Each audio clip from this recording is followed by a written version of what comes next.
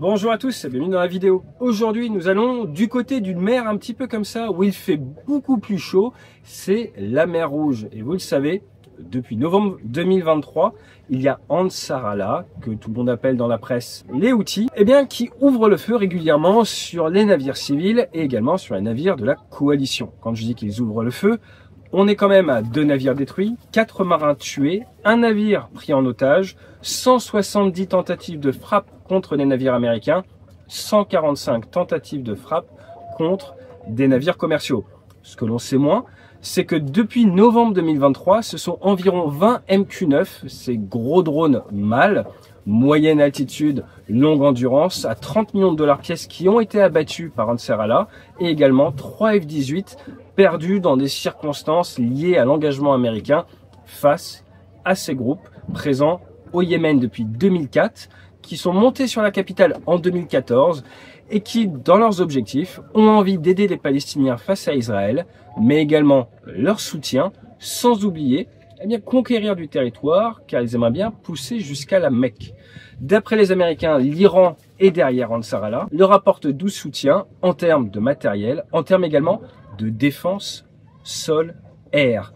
Et l'objectif de notre vidéo aujourd'hui est de revenir sur un article du New York Times, mais également de The War Zone, où ils mettent en avant qu'un F-35 a été ciblé par un tir sol-air Houthi, et que ce F-35, avion furtif, normalement réfléchi pour pouvoir pénétrer en territoire ennemi sans être détecté, a dû manœuvrer, et ça avait beaucoup fait parler mi-mai dernier. Allez, on attaque juste après le jingle.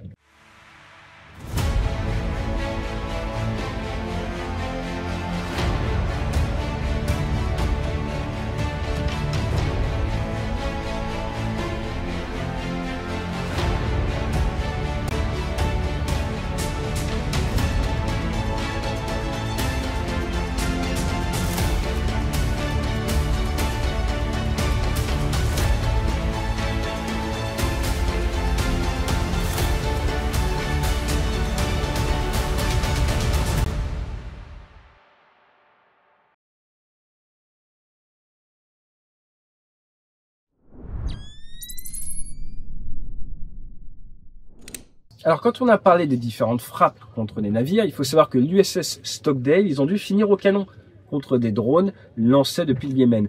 Et l'USS Gravely avait fait parler de lui parce qu'il avait intercepté un missile de croisière Houthi à moins d'un nautique du bâtiment, ce qui était, comme disent les Américains, trop proche pour le confort. Contrairement à son premier mandat, sur ce deuxième mandat, le président américain POTUS, President of the United States, a décidé de lancer des opérations. On a vu du bombardement en Somalie, mais dans le cadre du Yémen, on a vu l'opération Rough Rider. Et d'après les fuites, Rough Rider devait durer plusieurs mois et devait complètement détruire Ansarallah. Or, cette opération lancée le 15 mars dernier est arrivée à un cessez-le-feu le 6 mai, après moins de 2 mois d'opération. 2 mois d'opération où 1100 cibles ont été frappées. Les Britanniques ont d'ailleurs un petit peu participé, mais où également, 8 semaines seulement, 7 MQ-9 et 2 F-18 ont été perdus. Rappelez-vous, un F-18 perdu, il est passé par-dessus bord alors que le Truman manœuvrait, et le deuxième F-18 perdu lors de l'appontage avec une casse au niveau du brin d'arrêt, à chaque fois sans mort d'homme, heureusement. Pendant cette opération, on avait également vu les B-2, ces énormes avions bombardiers furtifs se mettre en place à Diego Garcia, et une présence accrue de la chasse pour protéger Diego Garcia, afin de mettre la pression possiblement sur l'Iran, mais également de faire des raids de bombardement dans un espace aérien où la suprématie américaine était remise en question, notamment à cause de ces ciblages, de ces tirs vers les avions de chasse. Alors ce qu'il faut savoir, c'est que c'est pas nouveau. Ansarallah qui se bat contre du matériel occidental, c'est depuis le début des années 2010. Il y a eu contre l'Arabie Saoudite, contre d'autres nations du Golfe, et des avions de combat ont été touchés. Tornado, F-15, regardez ces images de 2018, ces images de 2021 avec un SA-6 modifié qui a touché un F-15, et également du F-16 qui aurait été touché. Donc oui, Ansarallah dispose de capacités de ciblage contre la troisième dimension. Alors principalement, c'est du matériel qui est adapté. Vous avez notamment les Kapi 1, c'est les missiles R-73. En gros, pensez Sidewinder ou pensez Magic 2. C'est ces missiles infrarouges adapté depuis un lanceur au sol pour venir cibler un drone, un avion de combat qui serait en dessous des 15 000 pieds. Vous avez la version numéro 2, c'est du R27. Là, c'est ce qu'on appelle l'A10. On est sur des portées beaucoup plus élevées. Donc, même si vous êtes à 9 000 mètres, à 30 000 pieds, c'est pas une situation d'avenir. Et à côté de ça, il y a des missiles comme le Barak 1, le Barak 2, les SAQR et des missiles iraniens. Et ce qu'il faut bien comprendre, c'est que même si vous avez un F-35, si vous venez faire du bombardement vertical d'une cible, dans un espace aérien qui ressemble un petit peu à ça, avec une météo absolument parfaite, on va pouvoir vous détecter. Alors comment? Les Houthis ont un petit peu réfléchi au problème avec leurs alliés, et pour faire simple, il y a 3 grands ciblages possibles. Le premier est radar. Si vous émettez radar, vous prenez le risque de vous faire punir par les avions de SID, de suppression des défenses ennemies, notamment les Growlers. Et regardez cette image du 21 avril dernier, vous voyez un Growler avec 4 AGM-88. On ne catapulte pas un Growler avec 4 AGM-88 pour le plaisir. Sûrement il faudra les tirer avant de pouvoir rapponter. Donc c'est qu'ils savaient qu'il y avait une forte menace, radar, et vous allez venir cibler les radars. Sans radar, tout ce qui est guidage électromagnétique est aveugle et ça ne peut plus fonctionner. À côté, vous avez l'infrarouge. L'infrarouge est extrêmement efficace et même si des avions comme le F-35 ont été réfléchis pour réduire un petit peu leur signature infrarouge, et on peut quand même les trouver. Et si vous mettez plein gaz ou le pire, la post-combustion lors d'une évolution, vous risquez de voir arriver quelque chose vers vous. Mais il y a la troisième technologie qui vient généralement des Israéliens avec les Pythons et c'est de l'électro-optique. L'électro-optique, surtout avec un ciel comme ça, va détecter la forme et va vous cibler grâce, on l'a dit, à l'électro-optique. À partir de là, même si vous avez un avion furtif, vous ne pouvez pas grand-chose contre ça. Vous allez être forcé de rester à distance, d'utiliser de l'armement qui porte plus loin, et cela à un coût, ce qui nous ramène vers un sujet qui nous est cher sur cette chaîne, guerre finie versus guerre infinie. Exactement comme pour les talibans, les locaux, Ansar Allah, sont plus dans une logique de guerre infinie.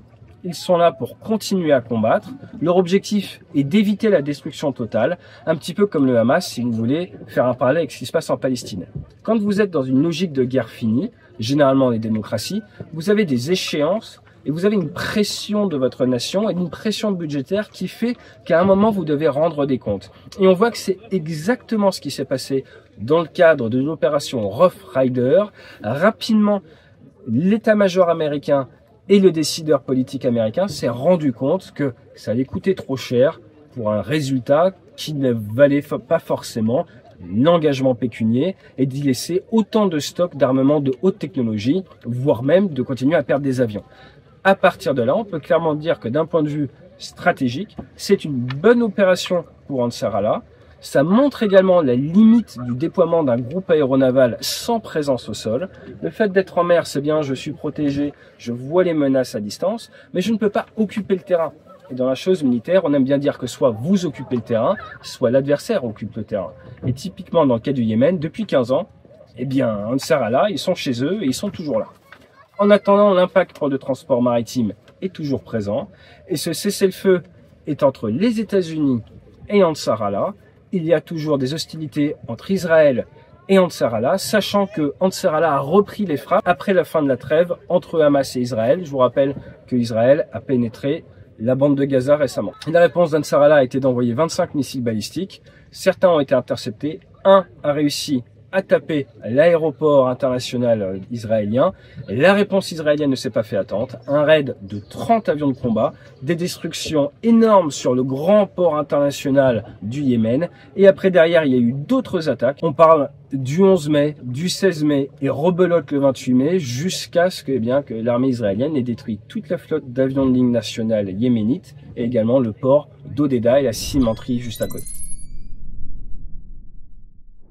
En définitive, ce que l'on voit, c'est que le trafic est toujours gêné en mer Rouge, que les armées occidentales ont volonté de se battre et d'engager des moyens afin d'assurer la liberté de navigation, que ce n'est pas chose aisée, que le fait de mettre un groupe aéronaval, le Truman, même un deuxième avec les F-35C qui sont sur le Carl Vinson, n'a pas forcément permis de résoudre le problème, que l'arrivée des B-2, on est peut-être sur le paroxysme de la dissymétrie en termes de moyens entre d'un côté Ansar Allah, de l'autre côté du B-2. Je crois qu'on n'a jamais vu un tel écart de moyens dans l'histoire d'humanité des conflits. Cela nous ramène toujours vers les mêmes leçons, à savoir que vous avez beau être une nation nucléairement dotée, il vous faut une force conventionnelle et que plus important, l'armée, comme dirait Clausewitz, est une extension de la politique, mais ne se suffit pas en soi. Le fait de faire une opération militaire, si derrière vous n'avez pas une logique politique, si vous n'avez pas un plan d'ensemble, c'est juste un des pans de l'opération qui ne va pas forcément vous permettre d'atteindre votre fameux état final recherché. J'espère que cette petite vidéo tournée dans la journée la plus chaude depuis le début de l'année vous aura permis de voyager un petit peu au large du Yémen. Il est 15h32, donc on va se mettre en route parce qu'il faut remonter toute la mer Rouge, rentrer en Méditerranée et revenir en France pour les prochaines conférences de la semaine. Je vous dis à très vite. Et non, je déconne, on n'est pas en mer Rouge, on est dans le sud-ouest. Safe.